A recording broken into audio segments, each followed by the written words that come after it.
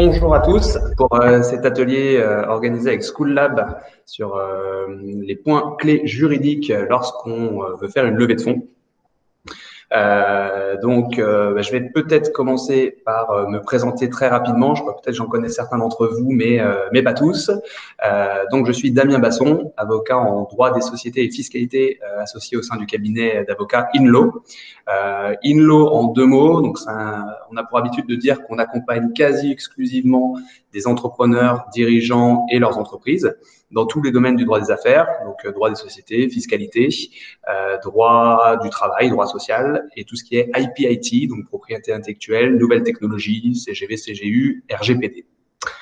Voilà en cours sur la présentation. Et nous, alors ce qu'on aime beaucoup au sein du cabinet, c'est travailler avec le maximum de partenaires possibles. Donc ça peut être des incubateurs comme School Lab. Ça peut être aussi d'autres personnes de l'univers du conseil, des experts comptables, des spécialistes des sujets JEI, CIR, subventions, des banques d'affaires, des business angels, des investisseurs. Donc, n'hésitez pas si jamais vous avez besoin de recommandations auprès de certains de ces experts. Et donc, aujourd'hui, ce qui va nous intéresser, c'est d'échanger ensemble sur les levées de fonds. Alors, moi, mon objectif aujourd'hui, c'est de vous donner les réflexes juridiques à avoir. D'accord? C'est pas de faire de vous des experts et des avocats, mais c'est vraiment de vous donner les réflexes juridiques. Parce qu'en réalité, on s'est rendu compte, à force d'accompagner des clients qui levaient des fonds, que c'est un sujet qui se prépare. Vous allez voir, ça va très très vite. On lève des fonds, on rencontre beaucoup de monde. Et une fois qu'on a les marques d'intérêt, il faut signer très très vite ce qu'on appelle les term sheets ou les LOI, ou qui prévoient tous les principes juridiques. Et quand on les a pas assimilés en amont, c'est compliqué de bien les négocier vite, sous la pression, et de bien les comprendre, et ça peut créer des frustrations par la suite. Donc c'est dans cet esprit-là qu'on a créé cet atelier. C'est pour vous donner en amont les clés de lecture et les réflexes juridiques à avoir sur une term sheet, sur tous les documents juridiques, et le plus important étant le pacte d'associés, lorsqu'on lève des fonds. Alors, vous allez voir, cet atelier, en fait, il y a deux temps à cet atelier. Il y a un premier temps où on va aborder ensemble des questions un peu plus générales sur l'univers de la levée de fonds, les chiffres clés, le vocabulaire peut-être aussi à avoir. Et il y a un deuxième temps où là, ça va être vraiment du pur juridique, où on va descendre ensemble toutes les clauses du pacte d'associés pour vous expliquer ce que ça veut dire, bien les comprendre et vous expliquer aussi ce qu'il faut négocier dans chacune de ces clauses, quels sont les standards de marché et les points, et vraiment les points d'attention à avoir. Alors là, bon, c'est un petit peu particulier puisqu'on organise ça à distance compte tenu du contexte. Moi, je ne me vois pas sur mon écran, donc c'est assez bizarre de parler à un ordinateur. N'hésitez surtout pas à poser des questions. Intervenir voilà, moi c'est comme ça que j'ai l'habitude de faire les ateliers aussi et c'est comme ça que ça enrichit l'atelier par un jeu de questions-réponses. Donc n'hésitez pas à intervenir, c'est pas parce qu'on est loin les uns des autres qu'il faut pas enlever le mute de votre ordinateur pour poser une question, au contraire hein. Ça serait vraiment très bien. Donc, alors, si on commence cette première partie sur les propos un peu plus d'ordre plus général, donc on va attaquer. Moi, ce que je vais vous donner, c'est plutôt des standards, des moyennes. Bien sûr, il y a toujours des cas particuliers. C'est pas parce que vous remplissez pas ces standards que vous n'êtes pas en train de faire les choses bien ou qu'il y a un problème. Il y a toujours des cas particuliers, mais voilà, c'est toujours bien, à mon avis, d'avoir les standards en tête lorsqu'on attaque une levée de fonds. Donc, les étapes d'une levée de fonds, c'est quoi? Donc, on commence toujours par faire ce qu'on appelle l'infopack ou le pitch deck, où en fait, on met sous forme de slide tout ça, vous connaissez bien, hein, quelle est votre activité, l'équipe, c'est très important, les chiffres, donc tout ça. Après, il y a la phase de roadshow, au cours de laquelle vous allez rencontrer beaucoup d'investisseurs, soit des business angels, des fonds d'investissement, etc. Et c'est souvent cette phase qui, en fait, est la plus longue. Elle peut prendre plusieurs mois. Et à la fin de cette phase, on vous le souhaite, vous allez avoir ce qu'on appelle des marques d'intérêt. Vous allez avoir des investisseurs qui vont vouloir investir au sein de votre société. Et c'est à ce moment-là où, en fait, vous avez besoin d'être accompagné juridiquement, puisque vous allez devoir signer ce qu'on appelle les LOI, les lettres d'intention ou les term sheets, qui sont en fait des documents qui vont détailler toutes les conditions de l'investissement, toutes les conditions de la levée de fonds, c'est-à-dire le montant de la levée de fonds, le montant de l'investissement de la part de l'investisseur, sur quelle valorisation pré-monnaie, fully diluted, non fully diluted, on y reviendra, l'investisseur souhaite entrer au capital, et puis ensuite tous les principes des différentes clauses que l'investisseur et vous-même souhaitez voir dans le pacte d'associés.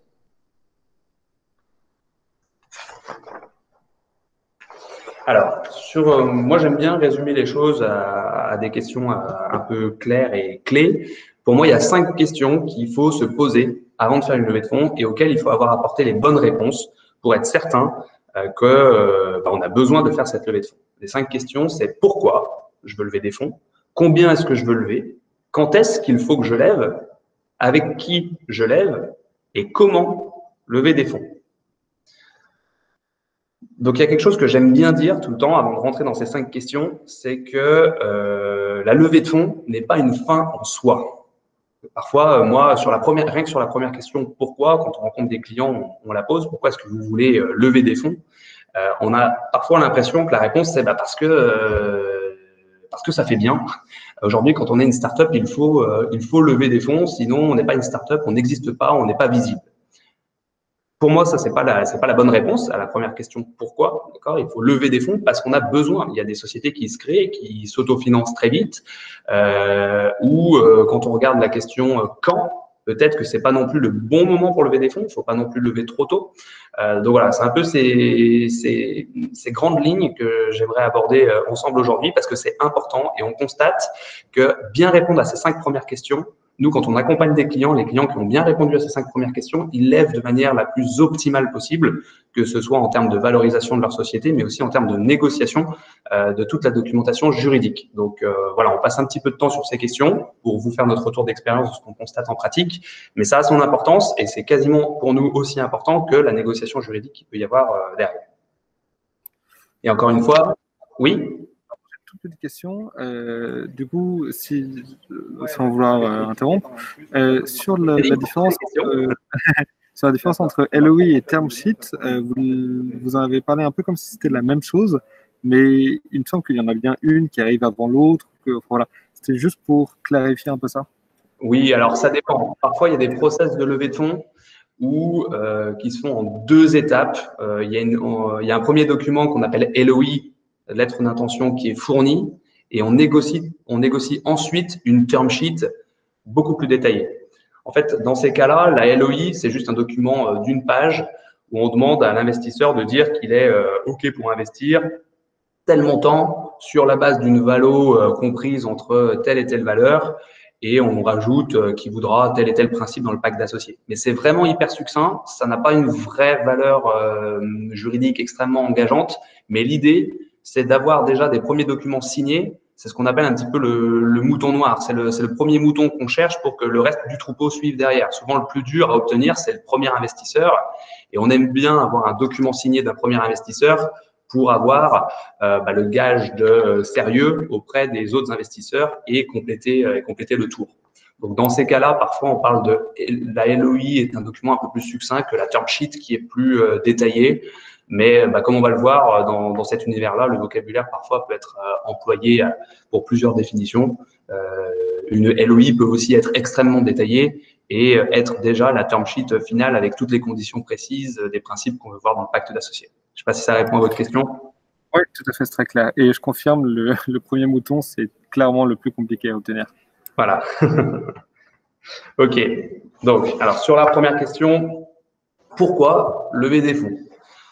Donc, on distingue souvent plusieurs étapes de la vie d'une société et plusieurs étapes de levée de fonds. On parle parfois de pré-seed, de seed, de série A, de série B. Et c'est compliqué, ça devient d'ailleurs de plus en plus compliqué de mettre une vraie réalité derrière. Donc, encore une fois, là, ce que je vais vous dire, c'est des moyennes. Aujourd'hui, on peut déjà avoir des seeds sur des montants qui sont des montants de série A, etc. Mais en gros, je pense que ce qu'il faut avoir en tête, c'est qu'une pré-seed c'est quelque chose c'est un tour qui est inférieur à 250 000 euros. On le verra sur le slide qui suit, qui se fait plutôt avec des proches, des friends and family ou des mentors très proches qui sont là depuis le début de la société. Une seed, ça a pour objectif en fait de développer de vous permettre de développer. Donc c'est la réponse à la question pourquoi. C'est pas encore combien, ce sera le slide qui suit, mais sur le pourquoi est-ce qu'on fait une seed ou une pré-seed, c'est pour développer le produit et faire la preuve du marché. D'accord? On a le MVP, il faut développer le produit et faire la preuve de marché. Ça, c'est la seed. Et c'est le discours qu'on peut tenir auprès d'investisseurs quand on est en train de faire une seed. Une série A, là, le discours, c'est peut-être plus, on a déjà un produit qui fonctionne, un marché qui est là, on a vendu, on a du chiffre d'affaires. Maintenant, on veut obtenir une belle position sur le marché et scaler. Et la série B, là, on veut devenir carrément le leader du marché, voire aller chercher des nouveaux marchés à l'international ou sortir des nouveaux produits. Voilà en résumé. Comme j'ai dit, il n'y a pas de vérité absolue, mais c'est ce qu'il faut avoir en tête et surtout le message qui est important, c'est qu'il faut avoir un discours vrai. Parfois, on a envie de survendre l'avancement de notre société à des investisseurs. Mais les investisseurs, c'est des professionnels, ils savent qu'en seed, la startup, elle n'a pas forcément encore son marché, le produit n'est pas encore complètement abouti, et c'est pas ce qu'elle cherche. Elle, l'investisseur, s'il fait de la seed, c'est qu'il a envie d'investir dans des sociétés jeunes. Donc, il n'y a pas de honte à avoir un discours humble sur l'état de la société. Et au contraire, plus le discours sera cohérent, serein et objectif vis-à-vis de l'état d'avancement de la société et correspondra à ce qu'attendent les investisseurs, plus les investisseurs seront rassurés et auront envie d'investir. C'est ça le message. Alors, sur le combien, donc on précise, on l'a dit, donc c'est plutôt le love money auprès de personnes proches de la société. On voit en général des levées à moins de 250 000 euros. Sur un seed, là, on a écrit entre 250 000 et 1,5 million. Voilà, en dessous de 1 million, on parle encore de seed. Série A, 1,5 million, 3 millions. Série B, au-delà de 3 millions. Donc ça, c'est quand on a une vision seed, série A, série B en termes de montant derrière. Parfois, on parle aussi de seed, série A, série B, juste premier, deuxième, troisième tour. On dit la seed, c'est le premier tour de table, c'est le premier tour de financement. La série A, c'est le deuxième. La série B, c'est le troisième. Mais quels que soient les montants. Voilà. Tout ça, c'est du vocabulaire un petit peu de l'univers capital risque, venture startup. Mais les réalités derrière, en termes de montant, c'est plutôt ça. Et d'ailleurs, quand une startup lève plus de 1 million d'euros ou 1 million, 1,5 million, on dit qu'elle est en train de faire une série A, qu'elle a sauté quelque part l'étape seed. Mais après, c'est pas des vérités absolues. Par exemple, dans l'univers des biotech, la seed est déjà, c'est-à-dire le premier tour de table, est déjà au-delà de 1 million d'euros, puisque c'est des secteurs où il va falloir beaucoup d'argent pour développer le MVP et avant même d'avoir un chiffre d'affaires. Donc voilà, tout ça, c'est des grandes lignes qui sont très intéressantes à avoir en tête pour savoir se positionner sur le marché des startups, mais ce sont des moyennes et chaque cas peut être particulier en fonction de l'univers dans lequel vous évoluez. Est-ce qu'on considère early stage, c'est tout ce qui va de pré-seed à série A, c'est ça? Oui, early stage, on va dire, oui, c'est pré-seed, seed, et voilà, exactement. D'accord. Moi, j'ai tendance à dire qu'à partir du moment où on a même passé la pré-seed ou la seed, qu'il y a des fonds qui sont rentrés, on sort du early stage puisque on a déjà une société qui est en train de se structurer, qui va vraisemblablement embaucher des salariés, etc. Mais voilà, après les curseurs aujourd'hui en termes de vocabulaire, ils évoluent toujours. J'aurais fait cette présentation il y a 2 ans. D'ailleurs, on a encore actualisé les chiffres, mais il y a 2 ans, on aurait parlé de seed à moins de 250 000 et de série A à 500 000 il y a 2-3 ans. Donc voilà, tout ça évolue très très vite. Donc, toujours sur cette question, combien? Donc là, c'est bien, on a mis des chiffres derrière les définitions, seed, série A, etc. Mais il y a quand même une réalité derrière, c'est qu'il faut avoir des besoins, il faut financer quelque chose. Et là, le réflexe à avoir, c'est qu'il faut absolument, quand on lève des fonds, que au moins en seed et série A, une pré-seed, ça peut être un petit peu différent puisque c'est vraiment un amorçage et on veut grossir vite et relever rapidement derrière, mais au moins à partir de la seed, il faut financer 18 mois, au moins 18 mois de fonctionnement. Et j'aurais même tendance à dire plus de 2 ans, parce qu'on en est toujours un petit peu optimiste sur le prévisionnel financier, c'est normal. Mais il faut absolument se dire, je peux tenir 18 mois avec ce que je suis en train de lever. Parce que sinon, ça peut être catastrophique parce qu'on passe son temps à être en train de lever des fonds et on développe plus le produit, on développe plus le chiffre d'affaires, on fait plus de management des équipes et c'est quand même ce qui compte quand on crée une société. Bon, il faut de l'argent, bien sûr, mais si on n'a pas de produit, si on n'a pas d'équipe motivée et si on ne fait pas de commercial, c'est compliqué de développer une société. Donc, c'est important de tenir le temps de remplir et de cocher les cases qu'on s'était fixées avant la prochaine levée de fonds. Et ensuite, faire une levée de fonds, ça prend du temps.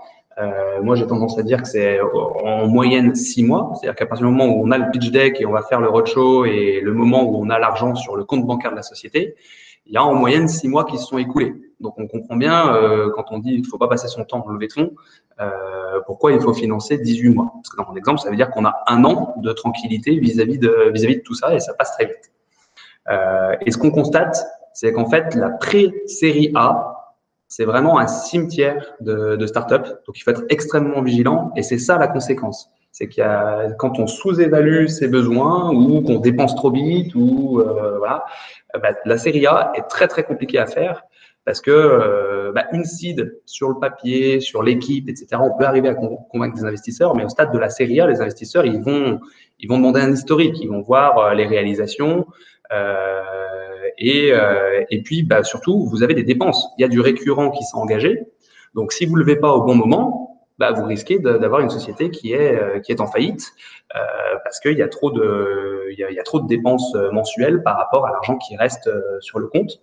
Donc, la série A met beaucoup de pression sur les fondateurs et le timing de la série A est hyper important. C'est pour ça qu'il faut être extrêmement vigilant vis-à-vis de ça. On voit beaucoup de startups en fait s'arrêter, terminer alors qu'elles étaient promis un bel avenir avant la série A, juste parce qu'il y a eu un problème soit de timing, soit d'évaluation du montant qu'il fallait lever sur la première levée. Donc, j'attire vraiment votre attention là-dessus. Ensuite, il faut déterminer le pourcentage de dilution des associés fondateurs. Donc là, ce qu'on a tendance à dire, c'est que sur un premier tour seed, sur un premier tour de financement, il ne faut pas perdre plus que 25-30% grand maximum du capital. C'est-à-dire qu'en échange d'une seed, on a vu les montants, donc entre 500 et un peu plus de 1 million d'euros. Il faut essayer de conserver plus de 70-75% pour le groupe fondateur. Donc ça permet d'en déduire quelque part aussi la valorisation pré-monnaie, et ça on va en parler, la valorisation pré-monnaie de la société, puisqu'en fonction de la valeur qu'on annonce et du montant qu'on veut lever, on va en déduire la dilution des fondateurs. Donc ça, c'est pas neutre parce que c'est ce qu'on appelle l'equity story. Ça, c'est aussi encore un terme du vocabulaire que vous devez entendre autour de vous. Les investisseurs sont assez sensibles à l'equity story des sociétés. Si une société qui aura levé des fonds en se diluant très peu va les intéresser, parce que déjà, ça donne un signal positif sur l'équipe, c'est-à-dire que l'équipe a bien négocié. Donc, si elle négocie bien avec ses investisseurs, potentiellement, elle négociera bien avec ses clients, avec ses fournisseurs, avec tout le monde. Et ça veut aussi dire que y a des personnes au premier tour qui ont été très intéressées et qui ont déjà validé une première fois les choses.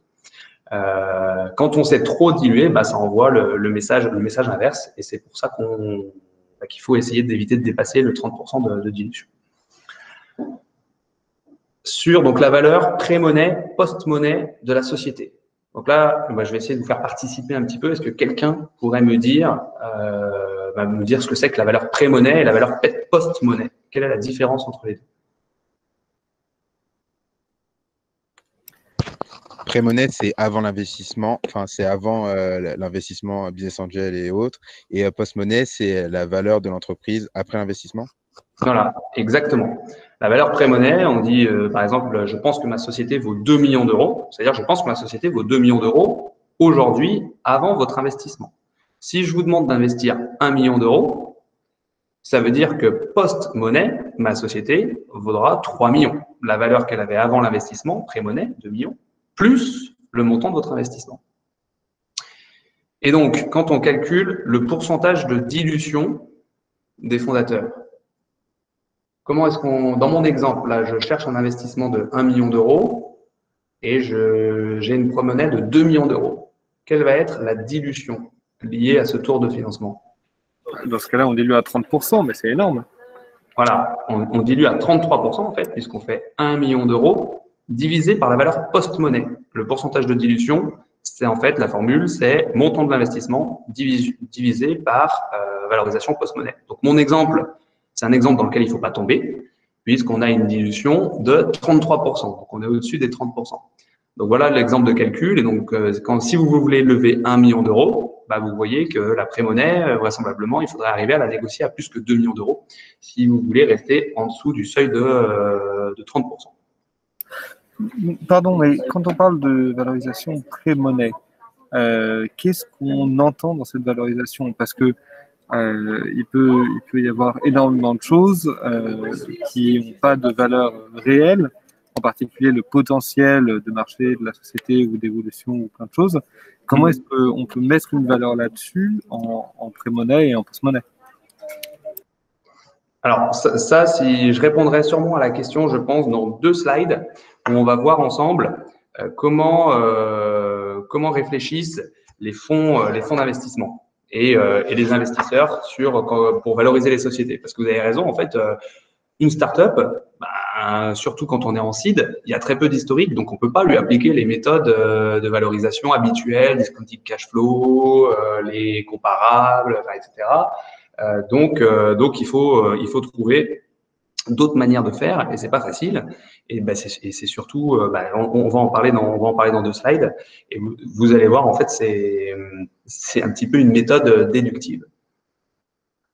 Donc voilà, en fait, c'est même tout de suite qu'on en parle. Donc en fait, ce que vont faire les investisseurs.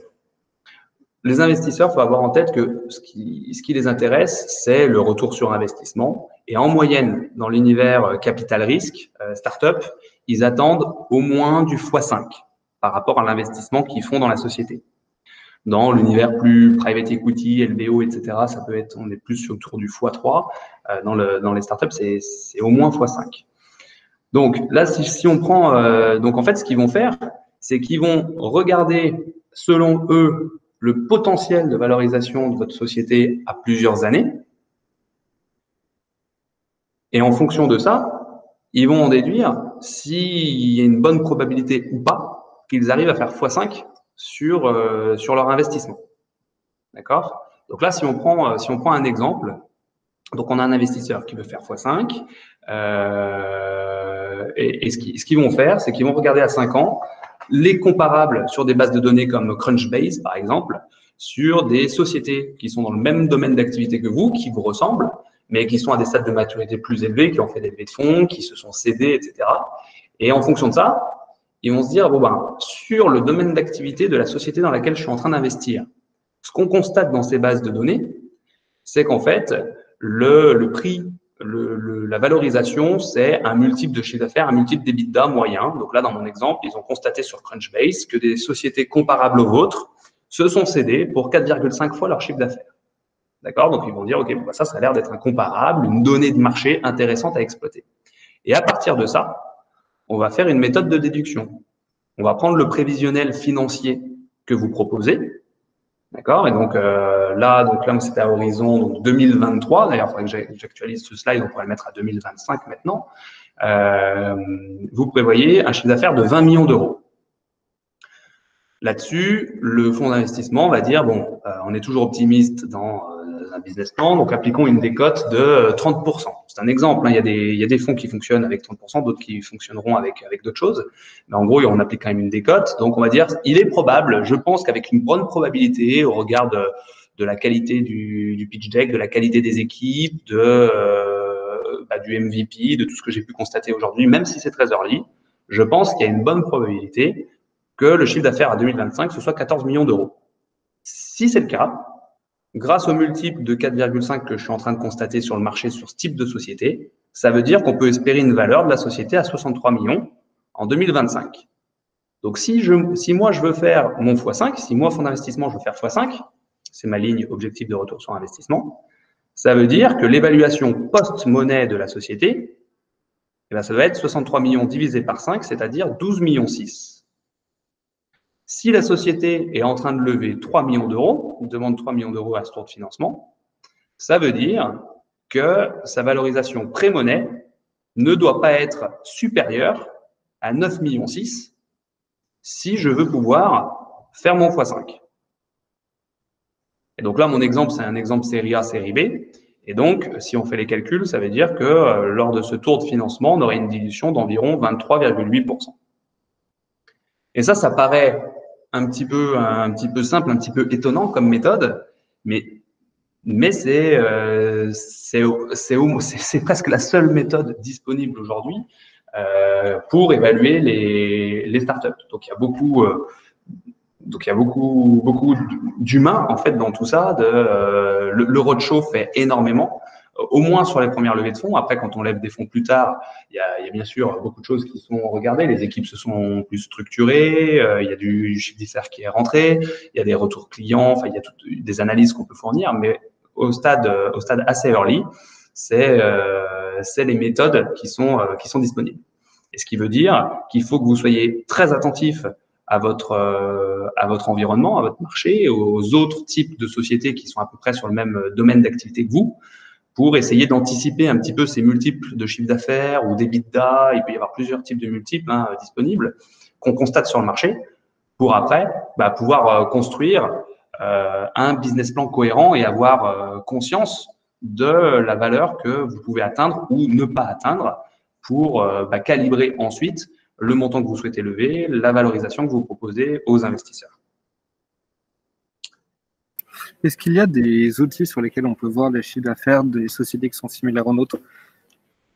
Il y a Crunchbase. Qui est payant, enfin qui a une option payante, je me trompe. Enfin, oui. Il faut payer pour avoir les infos. Oui. Moi, c'est celui que je connais le mieux. Après, il y en a certainement d'autres. J'ai un site. Ok. Voilà. Bon, après, ce qu'il faut avoir en tête aussi, c'est que les business angels et les fonds d'investissement n'ont pas forcément les mêmes attentes. Là, ce dont on vient de parler, c'est plus une méthode des fonds d'investissement, une volonté de retour sur investissement à x5. Ça, c'est plutôt quelque chose qui est attendu par les fonds d'investissement. Un business angel n'aura pas forcément les mêmes attentes. Un business angel qui ferait x2 en sortant au prochain tour de table pourrait être tout à fait satisfait de son investissement. Voilà. Et donc, il faut aussi en avoir conscience. Parce que compte tenu de ces différentes envies, ces différents objectifs, on négocie pas forcément de la même manière, on propose pas forcément les mêmes choses à des business angels qu'à des fonds d'investissement. Et ça, on va en reparler. Et un petit point aussi, quand on parle du pourcentage de dilution, donc on disait 25%, c'est bien, c'est la moyenne. Souvent, on parle de fully diluted, 25% fully diluted. Et alors ça, je ne sais pas si ça vous parle, mais fully diluted, ça veut dire qu'on considère que tous les titres qui ne sont pas des actions, mais qui peuvent donner accès à des actions dans le futur, sont convertis. On fait comme s'ils avaient été convertis. Autrement dit, si vous avez émis des BSPCE au sein de votre société, ce n'est pas encore des actions, mais c'est des potentielles actions dans le futur pour vos employés. Ça, les investisseurs vont en tenir compte dans le pourcentage de dilution. Ils vont faire comme si les BSPCE avaient été convertis pour calculer le pourcentage de dilution. Donc, ça tire quelque part votre valeur. Plus vous avez émis des BSPCE avant une levée de fonds, plus ça tire votre valeur pré-monnaie vers le bas. Donc, il faut être assez vigilant. Après, il y a des avantages et des inconvénients à le faire avant une levée de fonds. Mais ça, à la limite, c'est l'objet d'un autre atelier sur les BSPCE. Mais je voulais vous le dire parce que parfois, ça peut impacter. On a des clients qui nous disent j'ai peut-être intérêt à faire les BSPCE avant la levée de fonds. Oui, il peut y avoir un intérêt, mais il peut aussi y avoir un inconvénient, c'est que ça peut tirer la valeur pré-monnaie vers le bas, puisque les investisseurs vont faire comme s'ils avaient déjà été convertis. Damien, juste très rapidement, une question là-dessus. Donc, ça voudrait dire qu'en gros, si tu as un fonds qui te propose de laisser un espace pour les BSPCE, en gros, tu risques d'être dilué beaucoup plus que ce que tu ne le penses au final. Et donc, c'est ça? Alors, là c'est peut-être une autre question, mais qui est intéressante. C'est que très fréquemment, en même temps qu'une levée de fonds, on met en place un pool de BSPCE pour les salariés qu'on va recruter. Alors là, c'est à vous de négocier. D'ailleurs, on en parlera peut-être plus tard, mais c'est bien de l'aborder maintenant. Nous, ce qu'on arrive à négocier généralement, c'est que ce pool de BSPCE ne soit pas intégré justement dans le fully diluted. Ok, voilà. Ce qu'on dit aux investisseurs, c'est attendez, quand vous rentrez dans une startup, vous savez bien que des BSPCE vont être mis en place derrière et vous l'acceptez. C'est le modèle de croissance, c'est le modèle de rémunération d'une startup. Donc, c'est pas parce qu'on profite de l'Assemblée générale de la levée de fonds pour tout de suite mettre en place le plan de BSPCE qu'il faut que vous en profitiez, vous, pour tirer la valeur pré-monnaie vers le bas en considérant qu'il faut l'intégrer dans le fully diluted.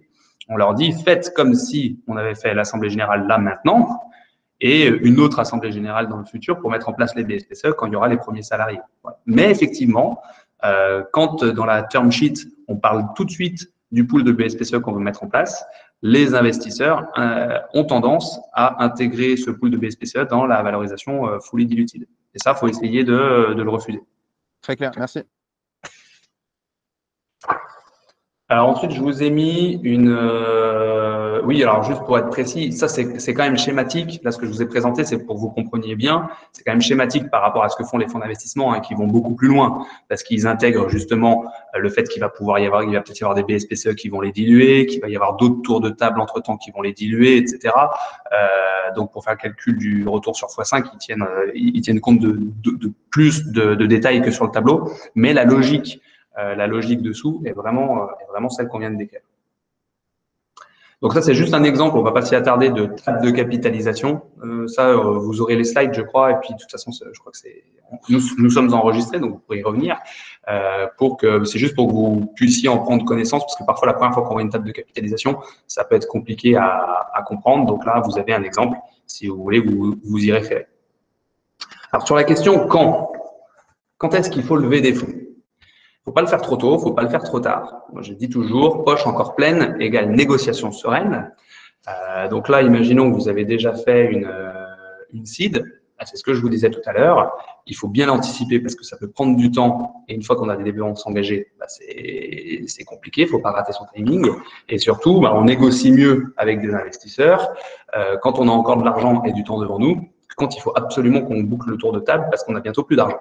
Ça semble être une évidence. Mais en pratique, c'est souvent compliqué à tenir.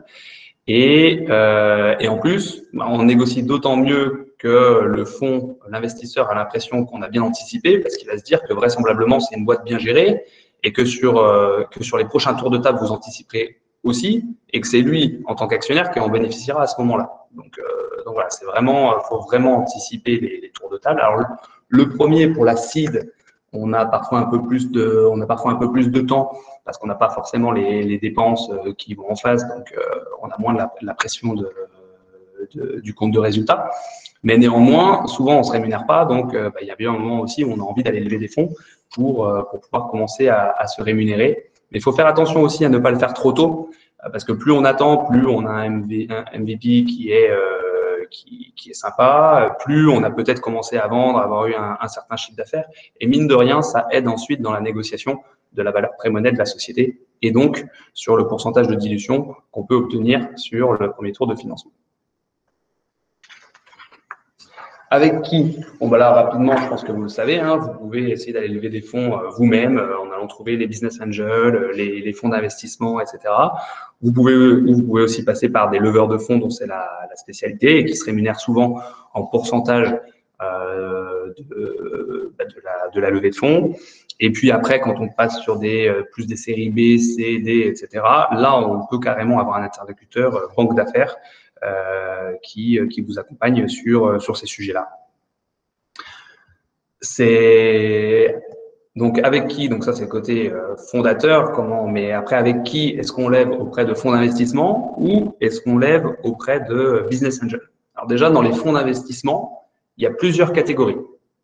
Il y a ce qu'on appelle les venture capital funds, qui sont les fonds classiques dédiés à l'investissement, et il y a les corporates, les fonds corporate, qui sont en fait des fonds créés par des gros groupes, des sociétés. Donc, on peut avoir le fonds corporate de Bouygues, d'Areva, de Natixis, etc., qui vont investir dans des startups. Et c'est pas la même chose que de lever des fonds auprès de venture que auprès de corporate. D'accord? Ça, faut le savoir. Et auprès de business angels, là, c'est encore différent. On l'a évoqué. Les business angels n'ont pas forcément les mêmes besoins de retour sur investissement, etc. Donc, c'est pas le même pacte d'associés qu'on peut négocier derrière. Avec les business angels, il va y avoir une certaine proximité, il va peut-être y avoir un affect particulier, puisque c'est leur propre argent qu'ils investissent au sein d'une société, donc il y a quelque chose qui s'est passé avec les fondateurs, avec votre domaine d'activité, etc. Avec un fonds d'investissement, il y a aussi de l'humain derrière, mais il y a peut-être un petit peu plus de professionnalisme, parce que le fonds d'investissement va va vouloir voir chez vous des choses qu'il a l'habitude de voir, il va vouloir débloquer un certain reporting, etc. Et donc, il va falloir que vous mettiez en place peut-être un process qui correspond à celui de votre fonds d'investissement. Donc, je suis pas en train de dire qu'il y a un qui est mieux que l'autre, c'est juste des réalités différentes qu'il y a derrière quand vous levez avec un business angel. Alors déjà, avec des business angels, vraisemblablement, il va falloir plusieurs business angels pour boucler la levée de fonds, alors qu'avec des fonds d'investissement, il suffit d'un ou deux, nous on recommande quand même deux pour boucler un tour parce qu'il peut mettre plus d'argent tout de suite. Donc, c'est pas le même roadshow non plus. Et voilà, avec des business angels, vous aurez un pacte d'associés qui sera peut-être plus pro-fondateur. Vous arriverez mieux à rédiger comme vous souhaitez le pacte d'associés. Vous aurez de l'humain, peut-être quelqu'un présent qui a déjà monté une société peut-être dans le même domaine d'activité que vous. Mais ça sera peut-être un peu moins professionnalisant parce que vous aurez moins d'attente de reporting, moins de pression de ce côté-là de la part du business angel. Alors que le fonds d'investissement, ça va être l'inverse. Vous aurez peut-être quelqu'un qui investit, qui connaît peut-être moins bien votre domaine d'activité parce qu'il investit dans plusieurs types d'activités. Encore qu'il y a des fonds qui se spécialisent dans certains domaines d'activité, mais vous allez boucler le tour de table peut-être plus facilement parce qu'ils mettent plus d'argent, et vous aurez une certaine pression sur vos reporting, etc., qui va peut-être vous pousser à professionnaliser un petit peu plus vite les choses. Et après, il y a la catégorie de corporate, de fonds corporate. Alors là, il y a des avantages et des inconvénients encore une fois. Et c'est souvent la question qu'on a. Est-ce qu'un corporate, faut y aller ou faut pas y aller? Moi, j'aurais tendance à dire qu'un corporate, ça peut être très intéressant s'il peut vous partager son marché. Si on prend l'exemple, je sais pas, une startup qui fait du reconditionnement de téléphones portables, ça peut être super intéressant d'avoir le fonds corporate de Bouygues. Si en parallèle, on arrive à bien négocier un contrat de partenariat pour que Bouygues propose systématiquement l'offre de la startup à toutes les personnes qui achètent un téléphone chez Bouygues ou qui renouvellent un abonnement, ça peut être super intéressant, ça peut créer une vraie, faire sauter une marche et franchir des steps beaucoup plus vite grâce à ça. Par contre, le corporate va avoir tendance à parfois négocier un pacte d'associés dans lequel il a des priorités pour racheter la société, des priorités vis-à-vis du produit, etc. Ce qui peut-être nuire à la croissance future de la société. Ça permet de passer une étape plus vite, peut-être au moment de la levée de fonds. Par contre, ça peut peut-être ensuite ralentir le développement de la société. Voilà, c'est toujours pareil, ça dépend de ce qu'on vise. Si on vise un rachat par Bouygues, ça peut aussi être très intéressant. Mais il faut avoir conscience aussi qu'il faut préparer la suite et déjà négocier la suite dès maintenant pour pas que ça bloque trop. Et par exemple, si vous voulez proposer votre offre à Orange en ayant Bouygues au capital, Orange risque de regarder à deux fois votre contrat de partenariat en se disant « mais oui, mais il y a quand même Bouygues au capital, donc est-ce que c'est bien dans mon intérêt de faire ça avec eux et pas avec leurs concurrents, etc. » Donc voilà. N'hésitez pas si vous avez des questions. Comment est-ce qu'on lève des fonds? Là, soit on lève en action, on fait une augmentation de capital et en échange de l'argent qui vous est apporté à la société, vous émettez des actions. Soit vous faites de la dette, d'accord? On peut aussi, c'est ce qu'on appelle le financement non dilutif, puisque vous ne donnez pas d'actions. Ça se fait aussi, on peut émettre des obligations, éventuellement convertibles en actions ou pas, ou simplement de la dette auprès des banques. Souvent, on rajoute cette dette, et ça vous devez le savoir, après avoir levé des fonds, tout de suite après avoir levé des fonds, parce que c'est le moment où on a le bilan et les capitaux propres les plus intéressants pour les banques. Donc, on va les voir à ce moment-là pour qu'ils prêtent de l'argent en plus de la levée de fonds. Donc, ça, c'est très bien. Il faut juste faire très attention aux échéances de remboursement. Et ça vraiment, j'attire votre attention là-dessus, parce que on parlait tout à l'heure du cimetière de start-up avant la série A. Et une des causes, c'est aussi la dette qui est levée en même temps que la levée de fonds en action. Parce qu'en fait, cette dette, souvent, il y a un différé, 1 an, 18 mois, 2 ans. Et donc, pendant 1 an, 18 mois, 2 ans, il n'y a pas d'échéance de remboursement qui tombe. Sauf que, au bout d'un moment, mettons 18 mois en moyenne, les échéances de remboursement commencent Et ça arrive vraiment au mauvais moment. On a presque plus d'argent de la première levée de fonds. On est en train de faire une levée de fonds, ça traîne, on a beaucoup de dépenses. Et en plus, il y a ces dépenses qui viennent se rajouter. Et c'est là où ça peut précipiter la société vers la faillite. Donc, la dette, c'est super. Moi, je recommande d'en faire. Il faut en faire parce que ça permet de lever plus et d'actionner plus de leviers. Par contre, il faut suivre de très, très près les indicateurs financiers et intégrer les échéances de remboursement dans votre prévisionnel. Et le dernier mécanisme, c'est les BSR. Ça, je voulais faire un petit focus aujourd'hui parce qu'en fait, dans le contexte qu'on connaît, où on peut se dire l'argent serait un petit peu plus rare, ou les investisseurs un peu plus regardants, on clôture pas mal en ce moment de levée de fonds seed avec des BSAR. Pourquoi? Parce qu'en fait, les BSR, c'est pas des actions. En fait, souvent aujourd'hui, tout ce qu'on s'est dit sur la valorisation des sociétés, etc., ça peut être compliqué de se mettre d'accord dans le contexte actuel, parce que qui est incertain. Donc, on a parfois du mal à dire si une société vaut 1 million, 1,5 million, 2 millions, 3 millions, et du coup, ça repousse le tour de table tant qu'on n'est pas d'accord sur cette valorisation.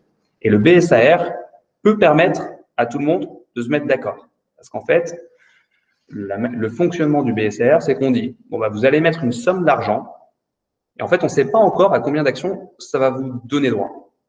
C'est l'histoire qui nous le dira, parce que vous pourrez convertir cet argent en actions lors du prochain tour de table, généralement, lors d'un événement déclencheur futur.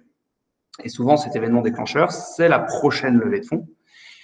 Et en fait, on convertit les actions des premiers investisseurs avec les BSR, le montant investi par les premiers investisseurs en BSR sera converti à un nombre d'actions au regard de la valorisation de la prochaine levée de fonds.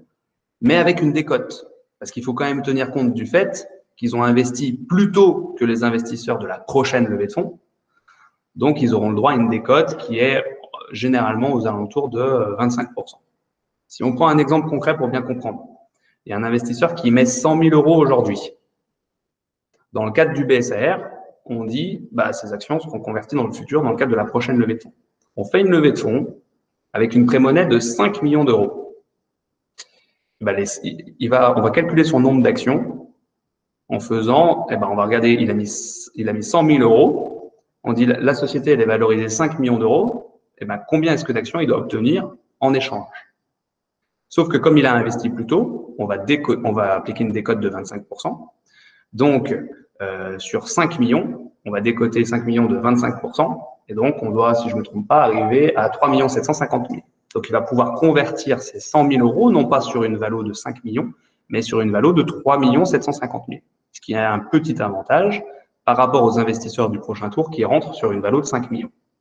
Mais pour tenir compte du fait que cet investisseur-là a pris le risque beaucoup plus tôt. Et on encadre généralement les choses avec ce qu'on appelle une valorisation floor et une valorisation cap. Ce qu'on dit, c'est que, donc ce que ça veut dire, c'est que la valorisation cap, on dit que si le prochain tour de table est supérieur à une certaine valorisation, les BSAR seront convertis en actions sur la valeur cap et pas sur plus. D'accord? Et donc ça, c'est une protection pour l'investisseur. Si la valorisation s'envole trop, il est protégé puisque la conversion se fera sur un montant maximum. La valorisation floor, c'est pour protéger les fondateurs parce que si ça se passe mal, il y a une mauvaise nouvelle et le prochain tour de table est sur une valeur vraiment pas très intéressante, alors que les premiers investisseurs étaient presque capables de rentrer sur plus.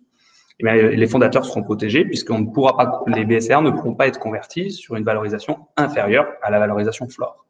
Dans mon exemple, si je mets un floor à 1,5 million et un cap à 3 millions, d'accord? Si le prochain tour de table se fait sur 5 millions, après décote, on était sur une valorisation à 3 750 000 pour les BSR. C'est supérieur au cap de 3 millions. Donc, l'investissement de 100 000 € de mon investisseur se convertira en actions sur la base d'une valorisation de 3 millions d'euros. Et donc, vous comprenez que quand on a une discussion là, avec les investisseurs où vous demandez une valorisation de 2,5 millions de votre société et où l'investisseur lui dit non, compte tenu du contexte, etc., moi, je veux bien rentrer, mais sur maximum 1,5 million, finalement, les BSR sont peut-être une bonne solution puisque ce qu'on va dire, ce qu'on va faire, c'est qu'on va mettre un floor, je grossis un peu le trait, mais on n'est pas loin, on va mettre un floor à 1,5 million et un cap à 2,5 millions et puis on va laisser le temps nous dire qui avait raison. Et en plus, toi, investisseur, comme tu arrives à un moment compliqué, contexte de crise sanitaire et plutôt que les autres, tu seras récompensé puisque quoi qu'il arrive, tu auras une décote par rapport aux prochains investisseurs sur la valorisation de ma société. Ça, c'est clair? Donc, si je comprends bien, la valorisation cap, elle est à l'avantage de l'investisseur. Exactement, voilà. C'est-à-dire, il investit, dans l'exemple, il investit 100 000 pour une valorisation de 3 millions, mais en fait, il reçoit des parts comme s'il avait, enfin, il reçoit des parts pour une valorisation de 5 millions. Donc, il a plus de parts que d'argent qu'il n'a donné, c'est comme ça? Voilà, il a plus d'actions, puisque lui, il va les convertir sur 3 millions, alors que les autres investisseurs au même moment sont en train de les convertir sur la base de 5 millions. Pour le même montant investi, il a plus d'actions que les investisseurs qui mettent le même montant sur un prochain tour de table. Et en fait, le cap, c'est une protection pour l'investisseur, parce que l'investisseur, il va vous dire, vous étiez d'accord pour que je rentre sur une valorisation de 2,5 millions à ce tour de table. Donc, si jamais ça se passe très, très bien chez vous, et ce que je souhaite, mais si ça se passe super bien et que votre prochain tour de table, vous le faites sur une valorisation de 10 millions, j'ai pas envie de convertir mes 100 000 euros sur 10 millions. Même avec une décote de 25%, je vais les convertir sur 7,5 millions. Alors que vous étiez d'accord pour me donner des actions là sur une valorisation de 2,5 millions. Donc, je veux mettre un cap à 2,5 millions pour au moins que je sois sûr de pouvoir un jour convertir à 2,5 millions dans le futur si ça se passe bien. C'est clair tout ça? Et alors, souvent, BSAR, en fait, BSAR, c'est bon de souscription d'actions, accord d'investissement rapide. Et moi, j'attire souvent l'attention des clients sur le R qui est trompeur pour moi, parce que c'est le rapide. Et on a l'impression, du coup, que quand on fait des BSAR, on va lever des fonds beaucoup plus vite, en tout cas juridiquement beaucoup plus vite qu'avec des actions. Parce qu'on va pouvoir se passer de négocier un pacte d'associés, etc. Ça, c'est effectivement une pratique. On voit pas toujours de pacte d'associés sur des BSR, etc. Pour moi, c'est une erreur. Il faut faire attention. On a déjà eu des mauvaises expériences en pratique. Les BSAR, ça va donner accès à des actions. D'accord? Donc, et vous ne pourrez pas vous y opposer à partir du moment où vous avez donné des BSAR à quelqu'un en échange de son investissement. Si un événement déclencheur dans le futur, une prochaine levée de fonds, il va pouvoir obtenir des actions.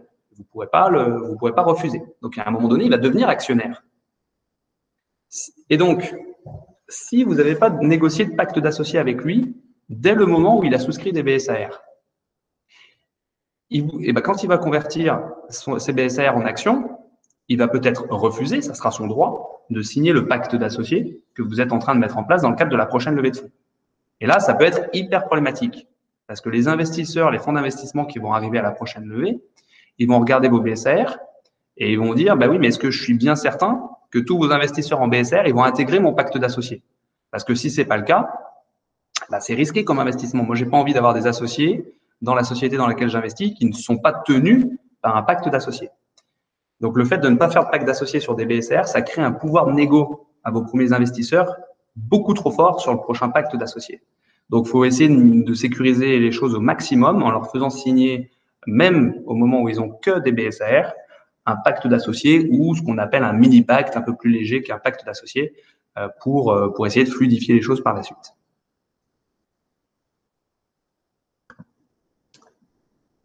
OK? Et donc maintenant, on va passer à la deuxième partie sur la négo juridique. On va passer clause par clause sur un pacte d'associés. Et l'idée, c'est vraiment de vous donner les standards, ce qu'il faut négocier. Là-dessus, je ne sais pas si vous connaissez, mais il y a le Galion Project. D'ailleurs, cet atelier est inspiré pas mal de la documentation du Galion Project, qui a fourni un modèle de term sheet qui est très utilisé maintenant en pratique, qui est un petit peu, d'ailleurs, il y a beaucoup de fonds comme Ininvest, Elaya, Isaïe, etc., qui souscrivent au fait, qui écrivent sur le site internet que cette term sheet est un bon standard de marché. Donc, c'est très intéressant de bien l'avoir en tête parce que des fonds d'investissement, des investisseurs professionnels reconnaissent que c'est un bon standard de marché. Donc, quand vous essayez de négocier votre term sheet à vous dans le cadre de votre levée de fonds, ça peut être un argument de négociation de dire, bah, écoutez, là, la clause, je la trouve un petit peu déséquilibrée. Vous avez reconnu publiquement que le standard Galion est un bon standard, appliquons le standard Galion. C'est pour ça que ça me semble très intéressant comme premier point déjà. Regardez bien le standard Galion si vous le connaissez pas. Voilà. Et ensuite, et l'idée là après cet atelier, c'est que vous soyez capable de vous concentrer sur l'essentiel, parce qu'il n'y a rien de pire dans une négociation que d'essayer de tout négocier et même des choses qui pourtant étaient standards. Ça peut énerver les investisseurs qui vont avoir l'impression en plus que l'univers levée de fonds, vous le connaissez pas très bien parce que vous n'avez pas en tête les standards, etc. Donc, c'est vraiment l'objectif maintenant, c'est d'avoir en tête les standards de chaque clause du pacte pour négocier vraiment l'essentiel, ce que vous êtes en droit de négocier. Pour info, je viens de mettre le lien dans le chat. Ok, super, merci Mehdi. Donc, les étapes de la négociation, bon, ça, on va passer assez vite, mais c'est ce qu'on disait. À la fin du roadshow, on vous souhaite de recevoir des lettres d'intention, des term sheets. Et c'est ça qu'il va falloir négocier. C'est à partir de là que vous avez besoin d'avocats pour négocier avec vous cette term sheet et vous accompagner sur ce que vous pouvez demander sur chacune des clauses. Et ensuite, ça va extrêmement vite parce que dans cette lettre d'intention, parfois, on vous demande de la contre-signer le lendemain ou à 7 jours. Et c'est super court. Alors après, on peut toujours demander des délais. Hein. Ça, ça fait partie aussi des choses qu'il faut négocier dans la term sheet. Mais en tout cas, quand on reçoit ça, ça met un peu la pression. D'où il faut anticiper ces choses et bien les comprendre avant. Ensuite, il peut y avoir une petite phase d'audit. D'accord ? L'investissement peut être conditionné à un audit satisfaisant, mais pas toujours. Ça dépend. En CID, il n'y a pas toujours d'audit. Voilà, en série A, ça commence à se systématiser. Et ensuite, c'est vos avocats qui travaillent et qui rédigent la documentation finale et on signe tout ça, on boit le champagne. Et juste, voilà, ça peut, en même pas un mois, tout ça, ça peut être condensé. Alors qu'avant ça, on a passé des mois en roadshow. C'est pour ça que je vous dis, l'étape de négociation juridique passe souvent très, très vite. Donc là, on va descendre clause par clause.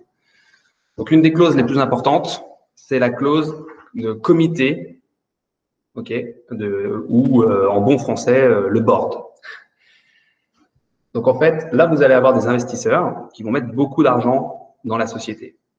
Or, dans une société, et une SAS, parce que quand on lève des fonds, c'est quasiment systématiquement en forme de société SAS, en fait, la grande majorité des décisions sont prises par le président ou les directeurs généraux, et pas par les associés. D'accord ? Les décisions du quotidien, d'investissement, d'achat, de recrutement, etc., c'est pris par le président et les directeurs généraux. Donc, en fait, les investisseurs qui mettent beaucoup d'argent dans la société, ils ont envie de pouvoir contrôler quand même d'une certaine manière les décisions les plus importantes qui, sans contrôle particulier dans le pacte d'associés, peuvent être prises par le président tout seul ou les directeurs généraux tout seuls. C'est pour ça qu'on crée un comité ou un board, ou dit board, parce que souvent on entend parler de board, mais c'est le comité dans un pacte d'associés. Et on va faire une liste de décisions importantes qui seront écrites dans le pacte d'associés et qui devront absolument être soumises à l'accord du board, du comité, avant de pouvoir être prises par le président, le directeur général, ou par l'assemblée des associés quand c'est des décisions qui relèvent du pouvoir des associés. Et donc ça, c'est demandé par les investisseurs qui mettent beaucoup d'argent et qui veulent avoir un certain contrôle sur ce qui est fait de leur argent. Donc ça, c'est une clause standard. C'est quand un investisseur demande un comité, c'est compliqué de le supprimer, c'est impossible même. Mais c'est aussi sain. C'est-à-dire que même vous, si vous êtes plusieurs fondateurs, présidents et directeurs généraux, il faut que vous ayez conscience que chacun d'entre vous individuellement peut prendre une décision importante tout seul sans demander l'avis des autres. Le président peut signer un emprunt de 1 million d'euros demain avec un taux d'intérêt à 10% par an sans demander l'accord des autres. Donc même pour vous, entre fondateurs, c'est potentiellement bien d'avoir dans le pacte d'associés une clause sur le comité de surveillance, comité stratégique, on l'appelle comme on veut. Et ça c'est un point aussi dont je voulais vous parler, c'est que le pacte d'associés, il ne faut pas le négocier fondateur contre investisseur. Parfois, oui, c'est l'intérêt des fondateurs contre l'intérêt des investisseurs. Mais bien souvent, en fait, on se rend compte qu'un pacte, ça se discute aussi entre fondateurs. Et là, typiquement, pour le comité, il y a quelque chose de sain aussi à créer un comité, même si vous étiez que entre vous fondateurs, pour essayer de mettre un certain nombre de décisions sur lesquelles on va dire il faut une majorité ou l'unanimité entre les fondateurs pour que ce type de décision puisse être prise. Donc voilà le board. Donc, qu'est-ce qu'il faut avoir comme réflexe sur cette clause? Ce qui est important, c'est déjà qu'il n'y ait pas trop de monde dans le board, 3 à 5 membres, on va dire maximum sur ces premiers jours, pour que les prises de décision soient efficaces, tout en évitant quand même de donner un droit de veto à un seul investisseur. D'accord? Il faut éviter d'avoir certaines décisions qui ne peuvent être prises qu'avec l'accord de l'investisseur. Et ça, d'ailleurs, dans le cadre des discussions avec le Galion, il y a le président d'Elaya et d'Isaïe qui ont dit que maintenant, c'était plus du tout leur pratique que de demander un droit de veto. Parce qu'il y avait quelque chose de schizophrénique là-dedans, c'est que oui, en tant qu'investisseurs, ils veulent pouvoir contrôler et avoir un droit de veto, d'accord? Mais quand ils font partie du comité, ils doivent décider dans l'intérêt de la société. Et c'est jamais l'intérêt d'une société que d'avoir une personne qui décide toute seule d'une décision. L'intérêt d'une société, c'est toujours d'avoir un collège de personnes bien avisées qui décident ensemble de la majorité. Donc ça, c'est un argument, à mon avis, à utiliser pour refuser un droit de veto à un investisseur. C'est qu'on comprend bien son intérêt d'avoir un droit de veto pour que la décision ne puisse pas passer s'il n'est pas d'accord. Mais c'est quand même, s'il est au comité, c'est qu'on lui demande de réfléchir dans l'intérêt de la société et pas dans son seul intérêt d'investisseur. Et l'intérêt de la société, c'est de ne pas avoir un tyran qui va décider seul, mais plutôt un collège de décisionnaires. Autre argument intéressant à utiliser, c'est qu'aujourd'hui, vous connaissez la personne qui va représenter le fonds d'investissement. Et vous pouvez lui dire, mais toi, je te connais très bien, j'ai une entière confiance, je sais que tu prendras les bonnes décisions.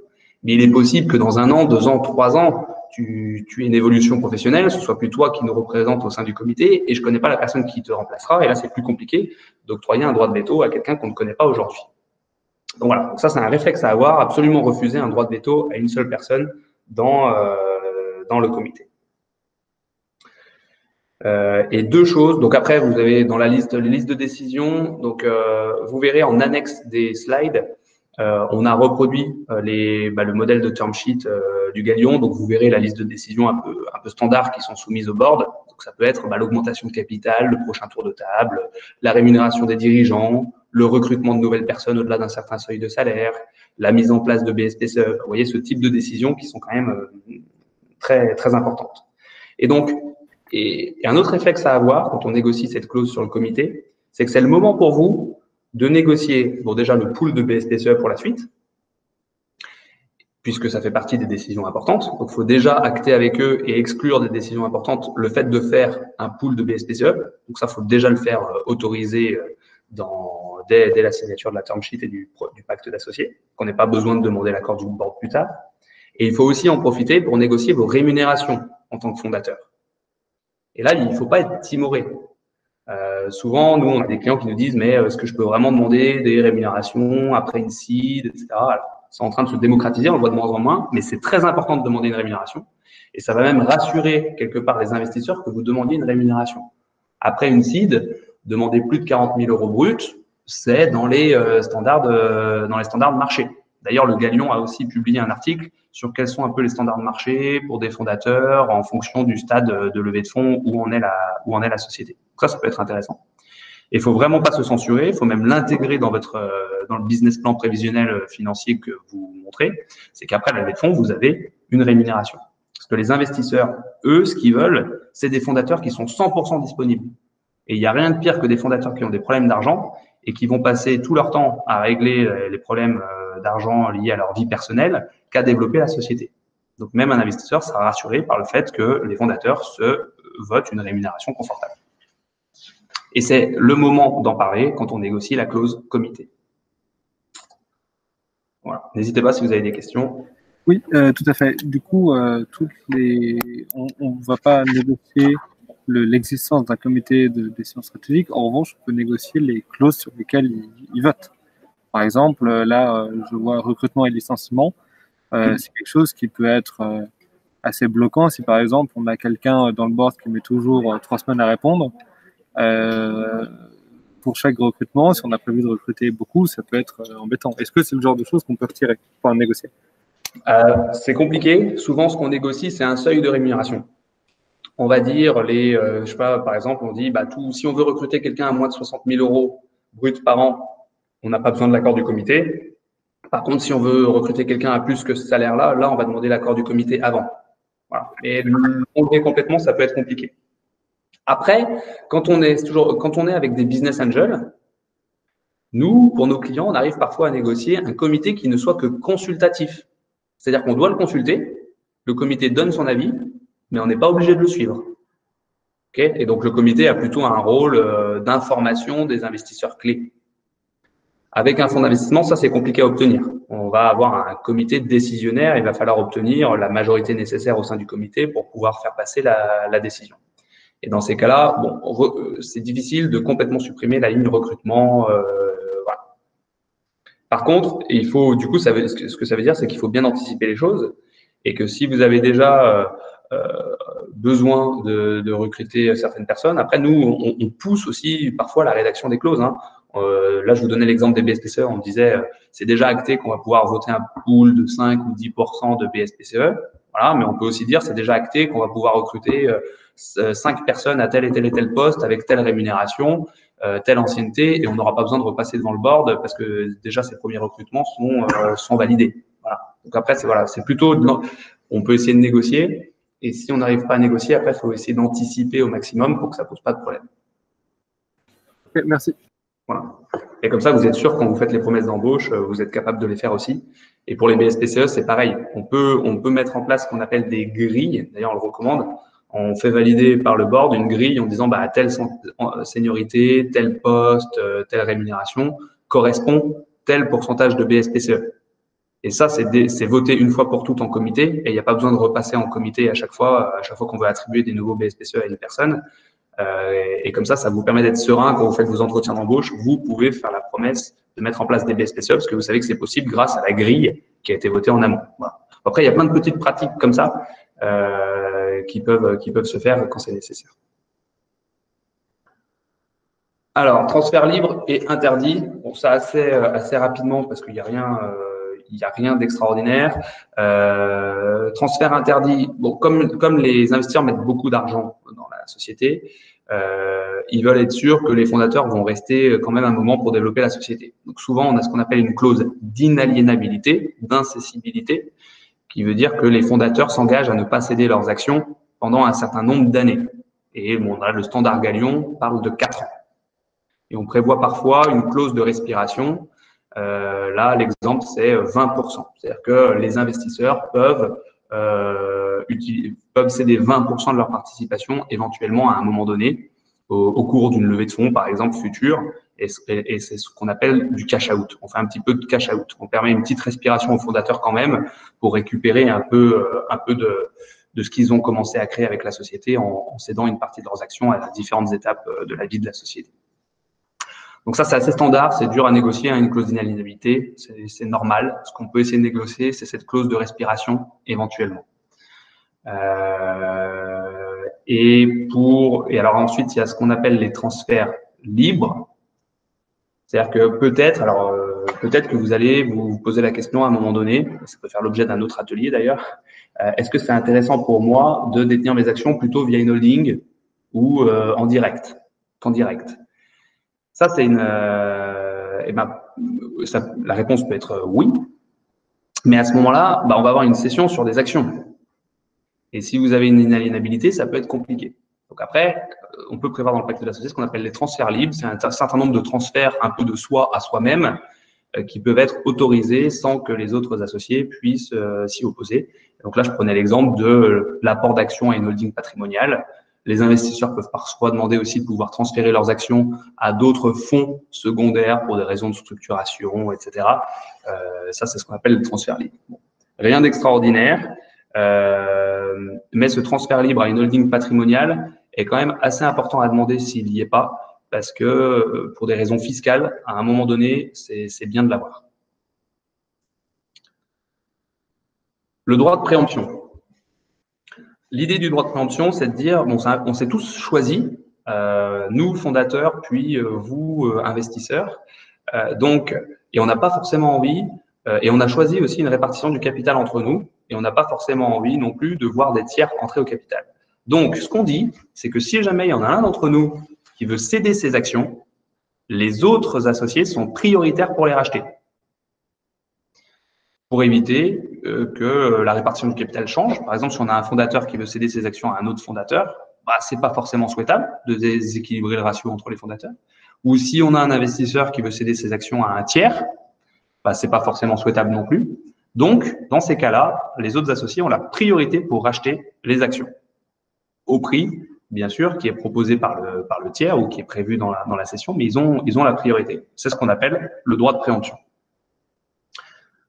Et ça, c'est primordial. Donc, il faut qu'il y ait un droit de préemption. Le réflexe à avoir là-dessus, c'est éventuellement de demander un droit de préemption de premier rang pour les fondateurs. C'est-à-dire, à l'origine, la société, c'est nous, c'est le groupe fondateur.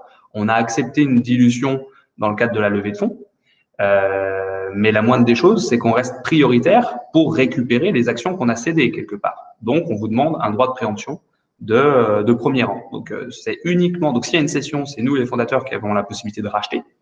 Et c'est uniquement si on ne le fait pas que les autres associés, les investisseurs, vont avoir le droit d'exercer leur propre droit de préemption. Voilà, donc ça, c'est vraiment le réflexe à avoir. Parfois, quand on demande ça, du coup, les investisseurs disent, nous, on veut une priorité aussi. Ce qu'on va faire, c'est qu'on va donner un droit de préemption de premier rang au fondateur si c'est un fondateur qui cède. Mais par contre, si c'est un investisseur qui cède, on va donner priorité au bloc investisseur pour racheter les actions de cet investisseur, pour conserver les blocs. Voilà. Après, c'est une négociation à avoir au cas par cas. Sachant que souvent, il faut avoir conscience que les investisseurs ont plus d'argent que les fondateurs et c'est souvent compliqué pour les fondateurs d'exercer leur droit de préemption. Voilà. Donc, ce qu'on essaye parfois de demander quand il y a une priorité pour les fondateurs, c'est qu'en plus, ils aient un délai un peu rallongé par rapport aux investisseurs pour exercer leur droit de préemption, pour laisser le temps d'aller chercher un emprunt auprès d'une banque ou des choses comme ça. C'est clair? Pas de réponse, je continue. Quand même, okay. Parce que je vois pas l'écran, donc faites-moi un petit signe pour être sûr que la visio fonctionne bien toujours. Oui, chef. Ok. Donc la clause de sortie conjointe, clause de sortie forcée. En bon français, tag along, drag along. Donc la sortie conjointe, ça c'est très standard et il n'y a pas forcément beaucoup de choses à négocier. En gros, ce qu'on dit, c'est toujours la même idée. Les investisseurs, tout le monde, on est dans la société parce qu'on s'est choisi. Et donc, si on a s'il y a un changement de contrôle de cette société, si le contrôle de cette société n'est pas celui qu'on connaît aujourd'hui, finalement, ça va plus être la même société. Donc, je veux avoir la possibilité de me désengager si ça devait arriver. Autrement dit, si on a une cession d'actions qui entraîne un changement de contrôle de la société, les autres associés ont la possibilité, grâce à la clause de tag along, de céder leurs actions en même temps et aux mêmes conditions.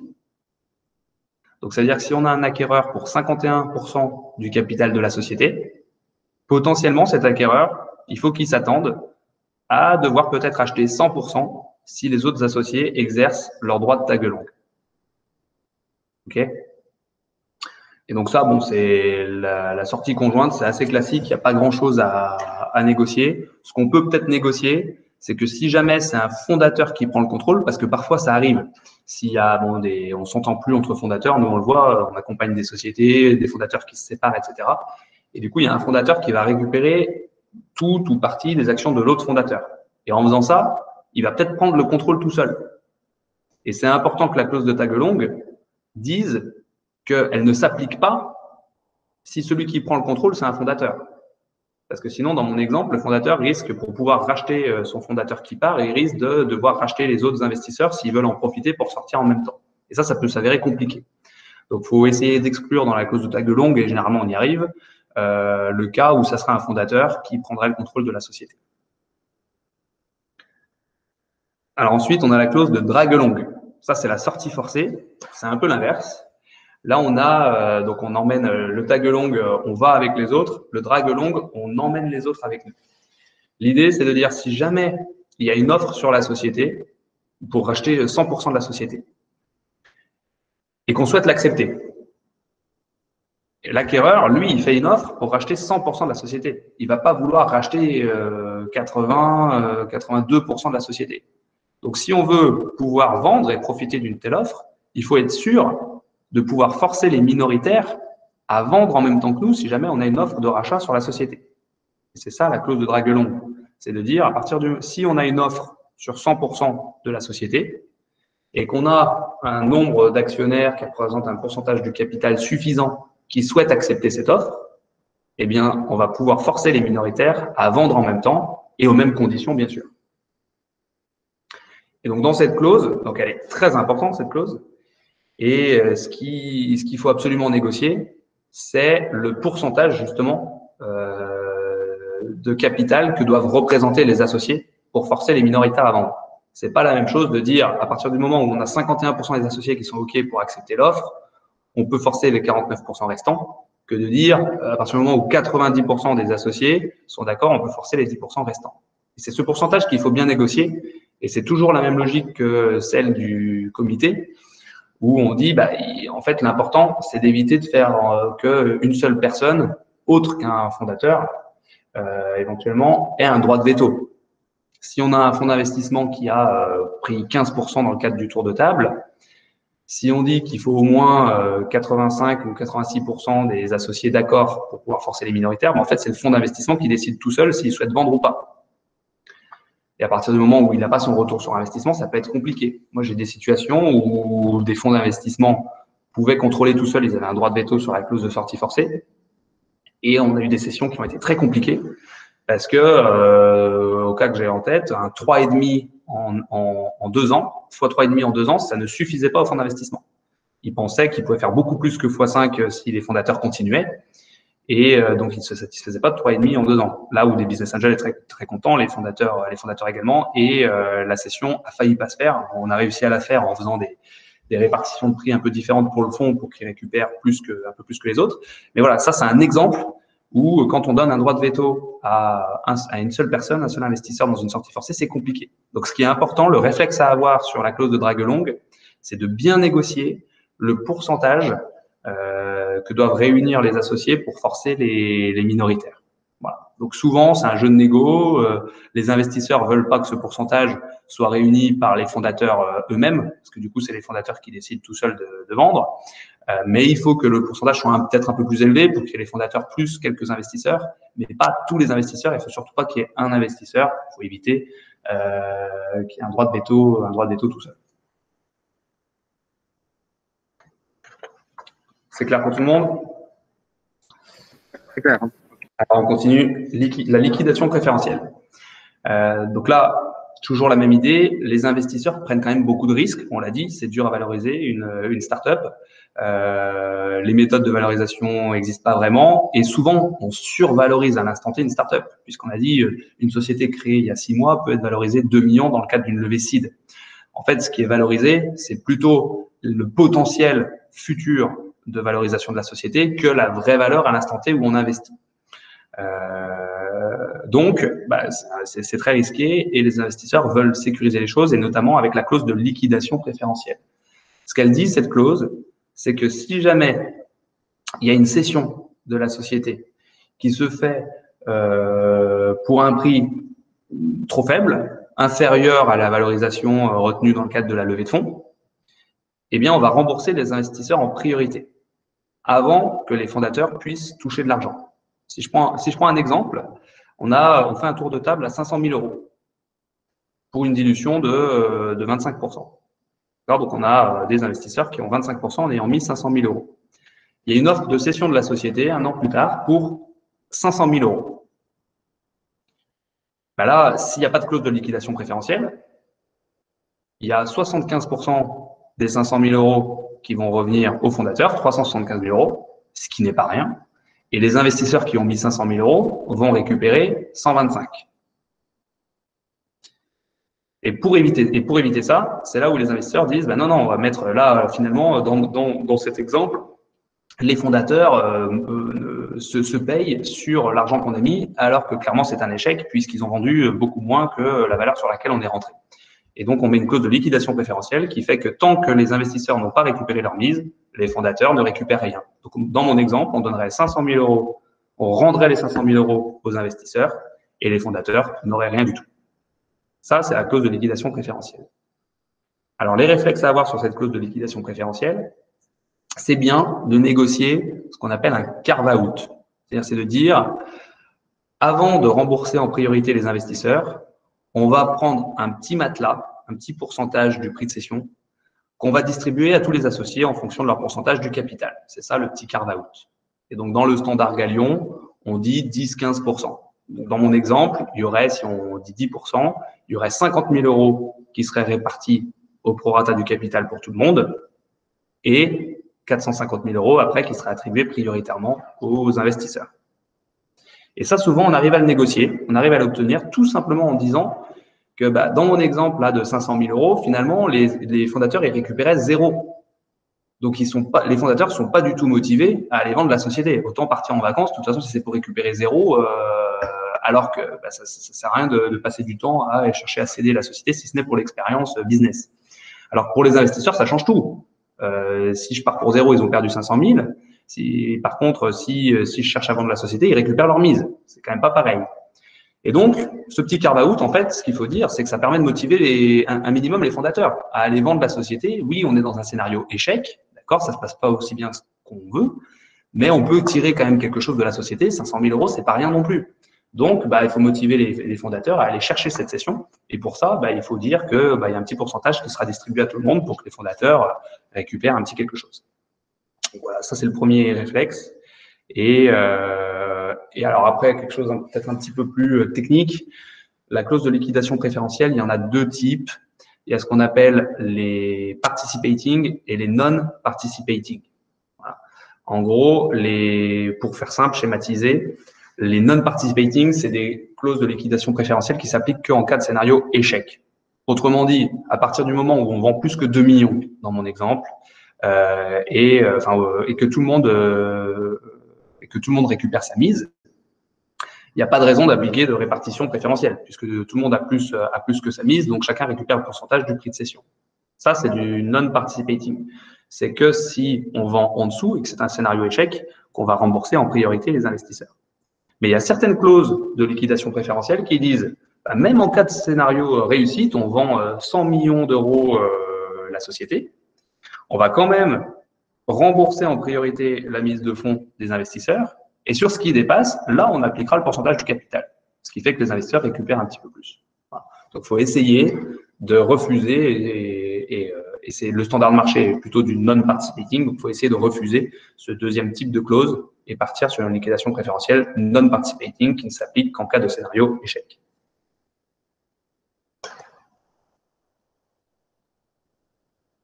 Antidilution, ratchet. Je vois l'heure qui tourne, mais on avance bien, on devrait être dans les temps.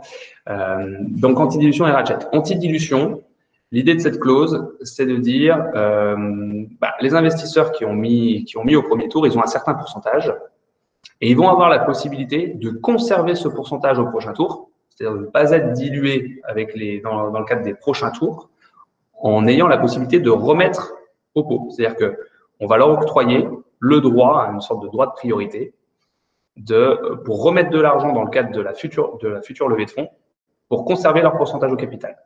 Ils le font ou ils le font pas, c'est juste un droit. S'ils ne veulent pas, ils seront dilués. Mais s'ils le veulent, ils ont la possibilité, on ne pourra pas refuser qu'ils remettent de l'argent dans le cadre de la prochaine levée de fonds pour conserver leur pourcentage au capital. Ça, c'est ce qu'on appelle la clause d'antidilution et c'est assez fréquent dans les pactes d'associés. C'est standard.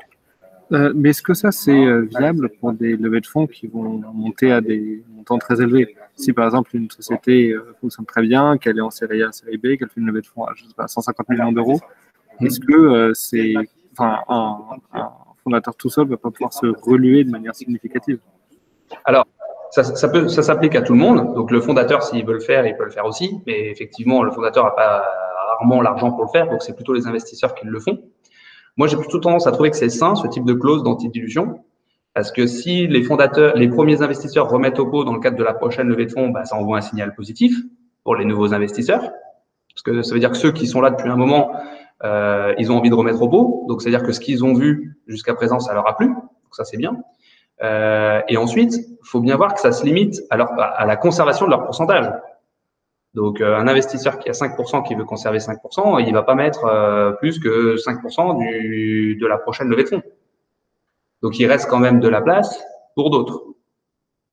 D'accord. Et est-ce que la société peut elle-même racheter des parts auprès d'investisseurs pour justement se reluer? Oui, c'est possible. C'est ce qu'on appelle un rachat-annulation, une réduction de capital en rachetant des actions auprès d'associés. Mais là, c'est pareil. On va être soumis à toutes les clauses du pacte. Voilà, inaliénabilité si c'est des actions de fondateurs. Sur des investisseurs, on va avoir le droit de préemption. Donc, il va falloir l'accord des associés. Mais c'est des opérations possibles et c'est d'ailleurs des opérations qu'on pratique parfois pour faire sortir des fondateurs qui veulent partir. D'accord. Et voilà, donc sur cette clause d'antidilution, c'est standard. Moi, je trouve que c'est plutôt sain. Après, pour éviter le problème que vous décriviez, c'est si au bout d'un moment on est dilué à 50% par des investisseurs et que tous les 50% ont une clause d'antidilution, ça veut dire que s'ils veulent tous remettre au pot, ils vont prendre la moitié du prochain tour de table, ce qui n'est pas toujours souhaitable. Donc déjà, l'antidilution, un premier réflexe à avoir, c'est qu'on peut peut-être la limiter aux plus gros actionnaires, ceux qui ont mis le plus gros ticket. Et parfois, ce qu'il faut savoir aussi, c'est qu'on a des investisseurs, c'est souvent les fonds d'investissement, qui demandent ce que j'appelle une clause d'antidilution boostée. Ils disent, moi, non seulement je veux avoir la possibilité de conserver mon pourcentage au capital, mais en plus, je veux avoir la priorité sur la prochaine levée de fonds. C'est-à-dire que si je veux remettre l'intégralité de l'argent que vous voulez dans la prochaine levée de fonds, je veux avoir la possibilité. Une sorte de droit de préemption sur la prochaine levée de fonds. Ça, faut faire attention. Parce que bon, s'il y a de l'humain aussi, si ça se passe mal avec le premier fonds d'investissement, que eux auront peut-être envie de remettre au pot, mais vous aurez peut-être envie de changer un petit peu d'air, de voir d'autres personnes, d'avoir des nouveaux fonds d'investissement. Donc, c'est peut-être pas souhaitable d'avoir toujours les mêmes personnes qui remettent de l'argent. Mais sauf qu'il y a certains fonds qui vous disent, bah ouais, mais moi je suis un fonds seed et ma stratégie business, c'est justement d'être là tôt pour pouvoir être sûr de remettre plus d'argent et donc d'avoir un meilleur retour d'investissement sur plus d'argent sur les sociétés que j'ai vues bien prospérer depuis la seed. Donc, si vous me refusez mon droit d'antidilution boosté, en fait, moi, je fais même pas le tour de table seed. Il y a des fonds qui ont ce discours parce que c'est leur modèle et ça se comprend comme modèle. Ce qu'il faut essayer de négocier dans ces cas-là, c'est peut-être de ne pas leur donner un droit de priorité sur 100% du prochain tour, mais peut-être 75, 50, voilà, après, c'est une discussion. Mais je pense que c'est intéressant d'avoir ça en tête parce qu'on le voit de plus en plus dans les term sheets. La clause ratchet, j'en parle très très vite parce qu'on le voit de moins en moins. Les fonds d'investissement, d'ailleurs toujours pareil, Elaya, Isaïe, dans des réunions Galion, on dit qu'ils faisaient plus de ratchet parce qu'ils ont considéré que en fait ça précipitait encore plus la société au cimetière. Vous allez comprendre pourquoi. En fait, le ratchet, c'est un bon, c'est une mécanique qui dit que si jamais la startup, lors de la prochaine levée de fonds, est valorisée un montant inférieur à la valeur du tour précédent, eh bien, les investisseurs du tour précédent vont pouvoir obtenir gratuitement des actions en plus pour faire comme s'ils étaient rentrés au tour précédent à la valeur du nouveau tour. Donc, en gros, ils vont être relués pour compenser le fait qu'ils sont visiblement rentrés trop cher sur le tour précédent, puisque là, maintenant, les nouveaux investisseurs rentrent sur moins cher. Donc, quand on a ce type de clause, faut essayer de l'enlever avec ce discours-là qui est de dire, si jamais ça arrive, c'est que ça va plutôt mal pour la startup.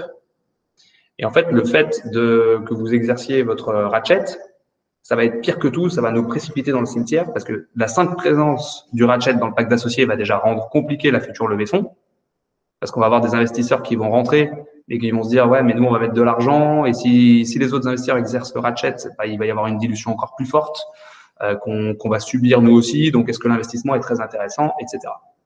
Donc, le ratchet, on le voit de moins en moins pour ces raisons-là. Et en pratique, visiblement, les fonds d'investissement ont l'air de dire qu'à chaque fois qu'ils ont exercé une clause de ratchet, la startup a été au tapis. Donc, la pratique a l'air de dire que bon, la clause de ratchet, même quand elle est là et qu'elle est utilisée, elle n'est pas tellement efficace. Donc, il faut essayer de l'enlever parce qu'en plus, vous comprenez qu'elle est vraiment pas bonne pour les fondateurs puisque ça entraîne une dilution très importante dans une situation où c'est déjà une mauvaise nouvelle puisqu'on lève des fonds sur une valeur plus faible que le tour précédent. OK, la clause de lever. Donc ça, c'est une clause hyper importante et c'est toujours la même logique. On a des investisseurs qui sont rentrés presque sur le papier parce que c'était une équipe, parce que c'était vous. Et donc, ils veulent s'assurer que vous n'allez pas quitter la société du jour au lendemain après l'investissement. Et une des manières de le faire, c'est au travers de cette clause de lever, dans laquelle on dit, s'il y a un fondateur qui quitte la société, on va pouvoir le forcer à vendre ses actions pour une valeur inférieure au vrai prix de marché. Et plus il va quitter tôt la société, plus on va pouvoir lui racheter ses actions pour pas cher. Donc, en gros, ce qu'on dit, et puis en fonction aussi des conditions de départ, s'il part avec une faute ou sans faute, etc., on va lui racheter pour un prix plus ou moins élevé par rapport à la valeur de marché. Donc, ce qu'il faut retenir, c'est que en gros, le modèle Galion nous dit que l'année, là, on est sur un modèle CID ou Série A, mais en gros, si on part dans l'année qui suit la levée de fonds, on part avec rien. Puisque la société vaut presque rien, c'est ses perspectives futures qu'on a valorisées dans le cadre de la levée de fonds. Après, il y a un vesting sur 4 ans. Et donc, si on part dans 4 ans, on aura le droit à 100% de la valeur de marché. Si on part la première année et on fait ça par tranche, donc la première année, on va avoir le droit à 0. La deuxième année, on va avoir le droit à 25%. La troisième, 50%, etc., etc. Voilà, ça c'est clair. Donc c'est des décotes progressives, ou dégressives dans le temps par rapport à la valeur de marché. Ensuite, il y a les situations de départ. Donc là, est-ce qu'on est bad lever ou est-ce qu'on est good lever? Et ça, c'est pareil, ça va jouer sur la décote applicable sur les actions quand on part. Le modèle Galion, c'est de dire on limite le bad lever à une faute lourde.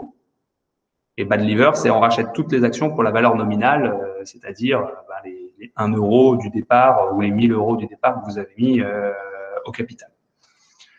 Et ça, il limite ça à la faute lourde, ce qui est un cas très très rare quand même. La faute lourde, c'est quand il y a une sanction pénale derrière, hein, c'est du harcèlement sexuel, c'est du détournement de fonds dans la société, etc.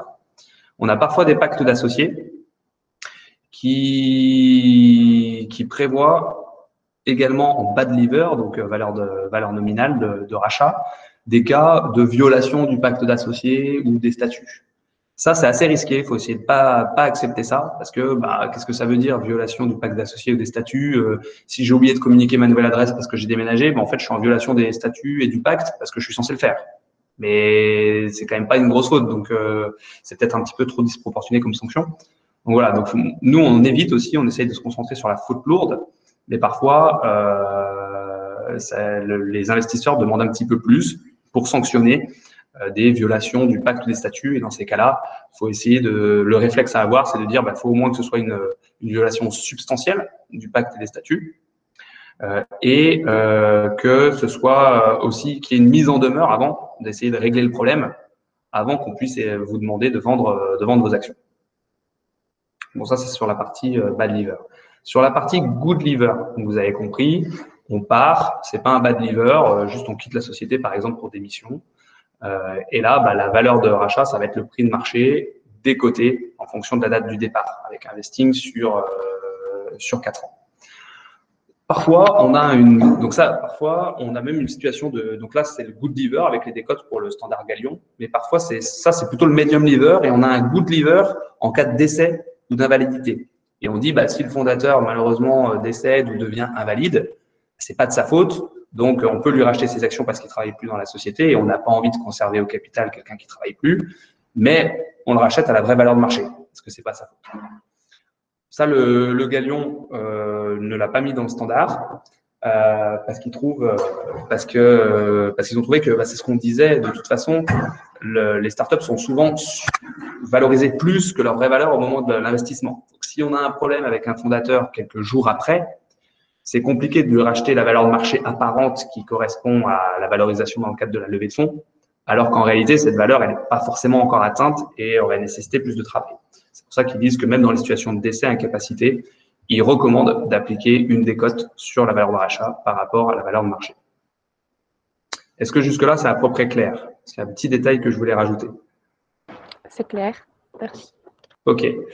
Donc là, les réflexes à avoir, vous avez compris, le premier réflexe, c'est de dire le bad lever, on le limite au max à la faute lourde. Ensuite, la décote, et ça, c'est une clause qui se négocie aussi entre fondateurs et pas que contre les investisseurs. Entre fondateurs, vous n'avez pas forcément envie de devoir racheter très cher votre cofondateur qui partirait trop tôt. Donc là, c'est plutôt sain d'avoir un vesting sur plusieurs années avec des décotes. Le sujet, c'est comment est-ce que fonctionne cette décote. Et là, on a deux possibilités. Soit on dit, on va racheter toutes tes actions, on va racheter chaque action à la valeur de marché avec une décote de 25, 50, 75%. Soit on dit, il y a une partie de tes actions qu'on va racheter à la valeur nominale, 25, 50, 75% en correspondant au pourcentage de décote qu'on a en tête, et l'autre partie qu'on va racheter à la valeur de marché. Au final, sur la globalité des actions rachetées, ça revient au même. On applique une décote, d'accord? Le fondateur qui part va recevoir 25, 50, 75% de la valeur de marché. Mais opérationnellement, c'est très différent, puisque un fondateur n'a pas forcément l'argent pour racheter son cofondateur qui part. Donc, si dans le pacte d'associés, on arrive à donner une priorité au fondateur qui reste pour racheter les actions qui sont cédées à la valeur nominale par rapport au pourcentage qui est cédé à la valeur de marché, bah, ça va permettre au fondateur qui reste de racheter beaucoup plus d'actions potentiellement de son cofondateur que si chaque action était cédée à la valeur de marché avec une décote. Et ça, c'est super important d'essayer de négocier ça. Et c'est d'ailleurs le standard Galion pour éviter les déséquilibres investisseurs-fondateurs en cas de départ d'un fondateur, puisque les investisseurs vont avoir l'argent pour racheter le cofondateur, mais pas forcément le fondateur qui reste. Donc, en disant qu'il y a une partie des actions qui sont cédées à la valeur nominale, on s'assure qu'au moins le fondateur qui reste aura la possibilité de racheter les actions, la partie des actions cédées à la valeur nominale. Il faut essayer de donner une priorité au fondateur pour racheter les actions cédées à la valeur nominale par le fondateur qui part. Est-ce que c'est clair, ça?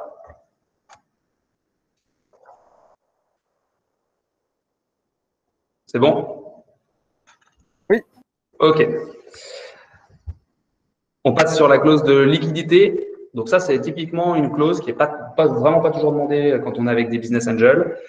Quand on est avec des fonds d'investissement, c'est systématiquement demandé. Et l'idée, c'est de dire à horizon de 5 ans, le fonds d'investissement veut avoir une garantie sur le fait qu'il peut avoir son retour sur investissement et donc qu'il va pouvoir céder sa participation.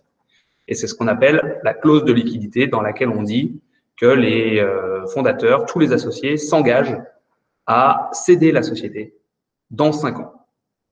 Voilà. Et là, je reviens sur mon petit message du début. Une levée de fonds, c'est pas une fin en soi. Il faut vraiment savoir, vous, fondateurs, ce que vous voulez pour votre société. Parce qu'à partir du moment où vous décidez de lever des fonds avec un fonds d'investissement, il faut avoir conscience que potentiellement, dans 5 ans, c'est plus votre société. On pourra vous forcer à vendre la société.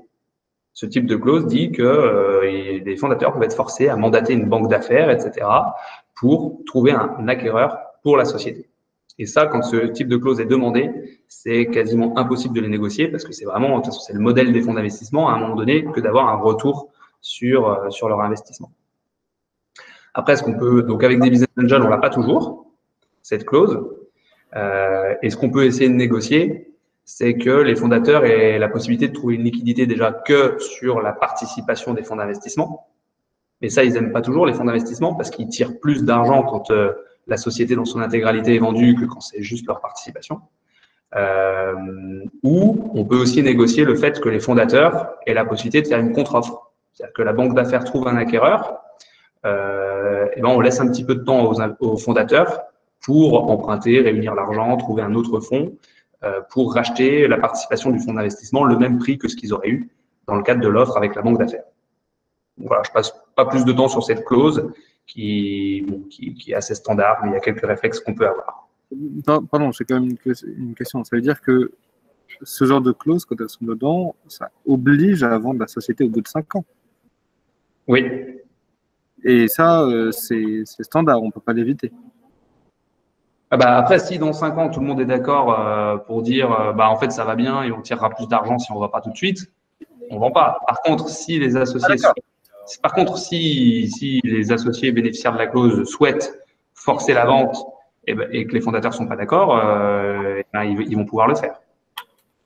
D'accord, mais donc ça veut dire que si la société peut encore gagner de la valeur dans les années à venir et qu'en fait, c'est pas forcément le plus profitable de le vendre maintenant, c'est une clause qui n'est pas obligatoirement activée. Voilà, alors ça, c'est un pacte d'associés, c'est signé par les associés. Donc, si on veut faire quelque chose de différent qu'il y a dedans et que tout le monde est unanimement d'accord, on peut toujours faire quelque chose de différent parce qu'il est écrit dans un pacte. Ça, c'est un principe, mais c'est une bonne question et ça me permet de vous préciser ça. Si tous les associés sont d'accord pour faire quelque chose de différent, on peut.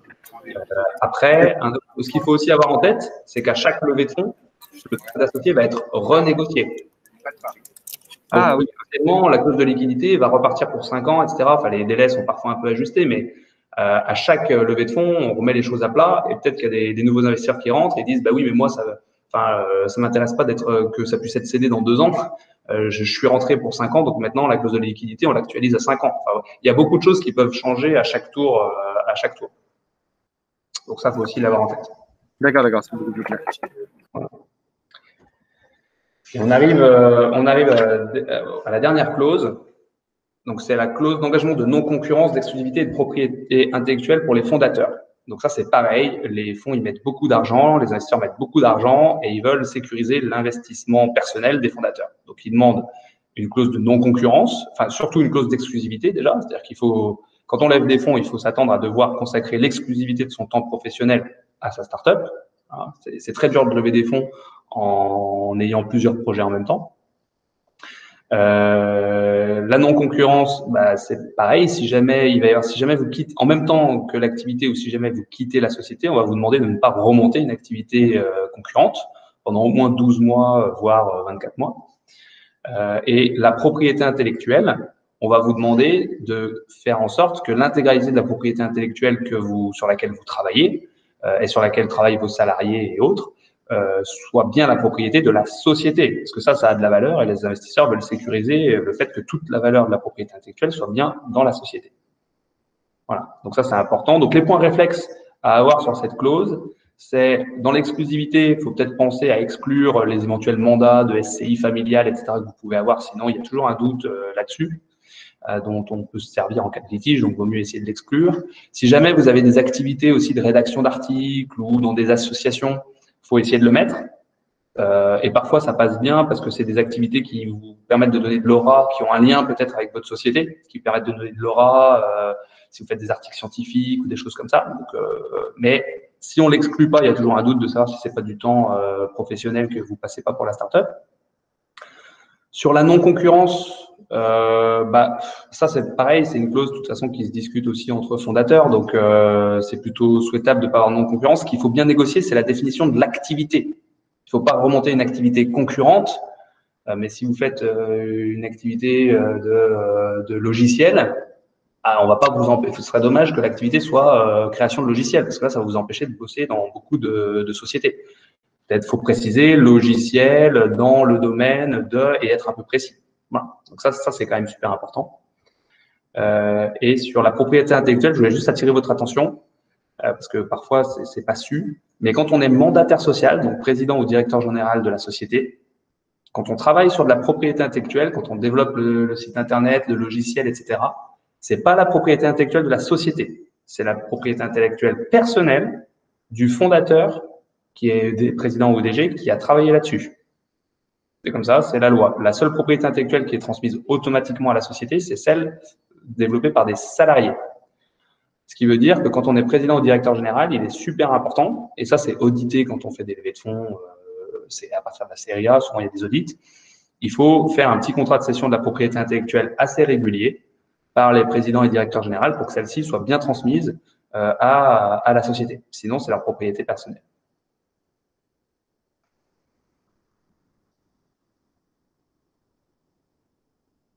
Voilà.